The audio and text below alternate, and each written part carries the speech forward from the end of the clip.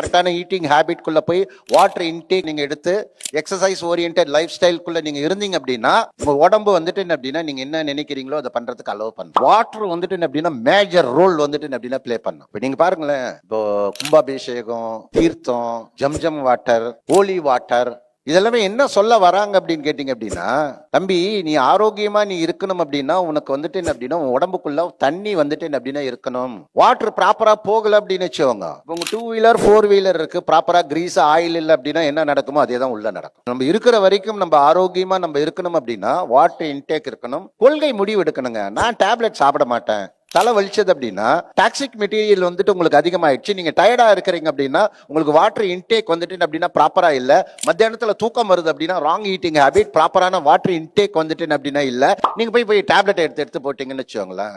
ஆக சிறந்த மருந்து எது அப்படின்னா தண்ணி தான். உபயோகமான வேலை, வருமானத்தை உண்டாக்கக்கூடிய வேலைகளை மட்டும்